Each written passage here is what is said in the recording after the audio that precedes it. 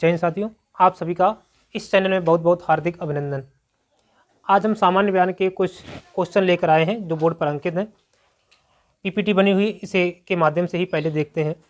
सर्वप्रथम पहला क्वेश्चन है कि भारत का पहला भारतीय गवर्नर जनरल कौन था। किसका पूछा जा रहा है?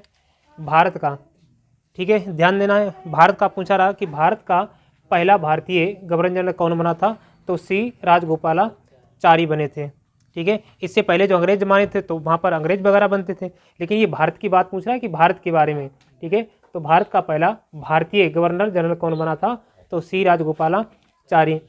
अगला प्रश्न है, भारत और पाकिस्तान विभाजन के लिए किस योजना का सहारा लिया गया था, तो ये माउंट बेटन जो योजना थी, इसी के योजना के सहारे भारत और पाक का विभाजन हुआ था। और ये कब हुआ था? भारत और पाकिस्तान का विभाजन कब हुआ था बताओ? जिस समय हमारा देश आज़ाद हुआ था, कब हुआ था? 1947। और 1947 को ही भारत और पाकिस्तान का विभाजन किया गया। ठीक है, क्योंकि मुस्लिम लीग सदस्य थे, उन्होंने मांग कर दी थी कि भारत हमें पाकिस्तान का निर्माण करना है। और तो इसमें किस योजना का सहारा लिया गया था, तो आपको याद रखना है माउंट बेटन योजना का सहारा लिया गया था। अगला प्रश्न, प्रश्न नंबर 3, भारत की सागरीय मार्ग की खोज किसने की थी, तो ये वास्को डी गामा था। वास्को डी गामा पुर्तगाली नाविकीय था, और ये नाव के द्वारा ही इसने समुद्र मार्ग की खोज की। और ये 20 मई 1498 काली तट पर बंदरगाह वहाँ पर ये पहुँच गया था। ठीक है, 1498 20 मई को कब पहुँचा था?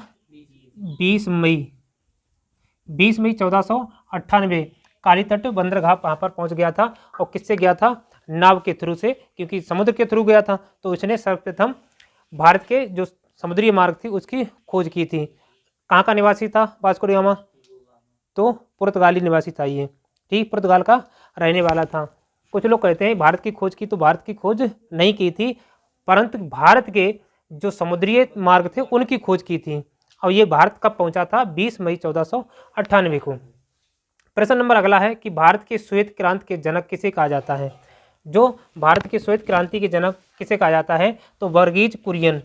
वर्गीज कुरियन को भारत के श्वेत क्रांति, ठीक है, किसके? श्वेत क्रांति के जनक कहा जाता है। प्रश्न नंबर अगला है, भारत के ऐसे राज्य का नाम बताइए जहां पर चाय का उत्पादन सबसे ज़्यादा होता है। ठीक है, सबसे ज़्यादा चाय कहाँ होती है, तो असम में। असम राज्य में सबसे ज़्यादा चाय होती है। कि कौन से भारत की बात हो रही है, तो भारत में सबसे अधिक असम में चाय उत्पादन होता है। सबसे अधिक ठंड भारत के किस राज्य में पड़ती है? सबसे अधिक ठंड जो है भारत के किस राज्य में पड़ती है, तो लेह में। ये बीपीएससी में भी पूछा गया क्वेश्चन है, ये बीपीएससी में अभी थ्रू पूछा गया था, जो 0.2 बैक भर्ती हुई थी शिक्षक, उसी में पूछा गया था कि भारत के किस राज्य में सबसे अधिक ठंड पड़ती है, तो याद रखना लेह में। प्रश्न नंबर अगला है, भारत के कितने स्थानों पर जंतर मंतर स्थित है। आप तक आपने सुना होगा जंतर मंतर दिल्ली में होता है, जो धरना देता है दिल्ली पहुंचाता है कि वो जंतर मंतर पर बैठ गए, किसान के वो जंतर मंतर पर बैठ गए, कोई भी राष्ट्रीय नेता को वो जंतर मंतर, किसी की समस्या न सुनी है तो कहाँ पहुँचते हैं? जंतर मंतर पर। तो ये जंतर मंतर दिल्ली तो सबको याद है। उसके बाद दिल्ली के अलावा कहाँ है? उज्जैन में भी है, उसके बाद जयपुर में भी है, वाराणसी और मथुरा में। ठीक है, तो इतने स्थानों पर जंतर मंतर है, दिल्ली, उज्जैन, जयपुर, वाराणसी और मथुरा। तो पूछ जा सकता है कि कितने स्थानों पर, हाँ, कि कोई भी पूछा जा सकता है कि जंतर मंतर कहाँ है, और ये दे देगा कि इनमें से जंतर मंतर वाला जो स्थान है कौन सा नहीं है। तो किसी प्रकार से क्वेश्चन को घुमा सकता है, घुमा कर पूछा है, परंतु आपको जब ये सब याद होंगे तो आप इनको आराम से कर सकते हैं। अगला प्रश्न है, चावल का सबसे अधिक उत्पादन भारत के किस राज्य में होता है। भारत के किस राज्य में सर्वाधिक चावल उत्पादन होता है, तो पश्चिम बंगाल में। पश्चिम बंगाल में सबसे अधिक चावल उत्पादन किया जाता है। प्रश्न नंबर 9 है, भारत का सबसे महंगा शहर कौन सा है। भारत का सबसे महंगा, तो मुंबई जो शहर है ये सबसे महंगा शहर है भारत का।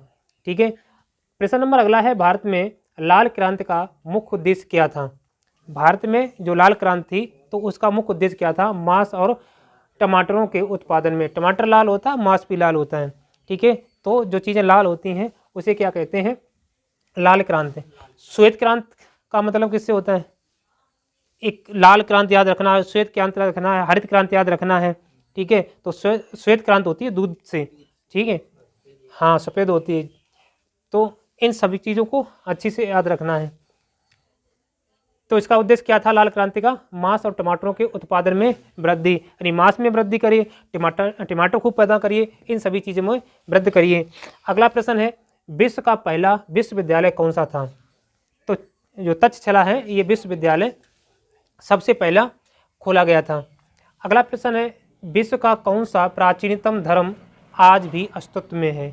जो विश्व का, पूरे भारत की बात नहीं हो रही, ये पूरे वर्ल्ड की बात हो रही है कि विश्व का कौन सा प्राचीनतम पुराने से पुराना, प्राचीनतम जो है उच्चतम डिग्री लगी है इसमें, तो प्राचीनतम यानी पुराने से पुराना धर्म आज भी अस्तित्व में है जो चल रहा है, ये सनातन धर्म, ठीक है। जैसे बाबा बागेश्वर धाम लेकर के चर्चा रहते हैं कि हम सनातनी हैं और ये भारत को हम सनातन के अस्तित्व पर लेके जाएंगे, हिंदू राष्ट्र बनाएंगे, ये नारा लगाते रहते हैं, ये बहुत चर्चित हैं, करोड़ों रुपया कमाते हैं अपने चैनल से, मौज करते हैं।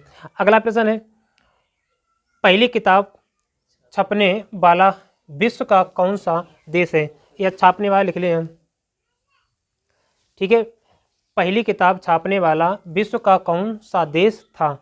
ठीक है, ऐसा देश कौन सा है जिसने सबसे पहले किताब का निर्माण किया? तो ये चीन है। कागज़ की बात पूछ रहे तो भी चीन है, ठीक है। किस देश ने कागज़ का सर्वप्रथम निर्माण किया? तो भी आपको चीन लगाना है, चीन देश ने कागज़ का सर्वप्रथम निर्माण किया। किताब किसने सर्वप्रथम छापी? तो चीन ने। किताब का भी निर्माण चीन ने किया और कागज़ का, जब जहाँ कागज़ बन जाएगी तो वहाँ तो फिर किताब बनी, किताब से ही कागज़ बनती है, वो कागज़ से ही किताब बनती है। उसके बाद प्रश्न नंबर अगला है, सबसे पहले वायुयान से उड़ान भरने वाले व्यक्ति का नाम बताइए। जो सबसे पहले वायुयान पर उड़ान भरी थी तो वो थे राइट बंधु। राइट बंधु ने वायुयान से सबसे पहले यात्रा की थी। प्रश्न नंबर 15 है अंतिम, किस धातु का ज्ञान सिंधु घाटी के निवासियों को नहीं था? ऐसी कौन सी धातु है जिसका ज्ञान, जिसकी जानकारी जो थी सिंधु के जो लोग थे, सिंधु घाटी के जो लोग थे, उनके निवासियों को, वहाँ रहने वाले जो लोग थे उनको पता नहीं था?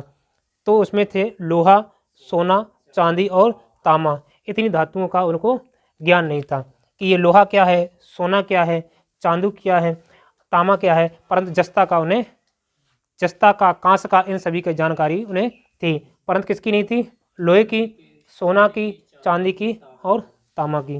ये 15 महत्वपूर्ण प्रश्न अच्छी तरीके से एक एक नज़र दोबारा मान लें, क्योंकि जीके है, इसे जाना, देखते रहो, पढ़ते रहो, हर चीज़ को रिवाइज करना है, जाना लोड नहीं लेना है, आराम से हर चीज़ को एक एक दो बार पढ़ते रहिए। धन्यवाद।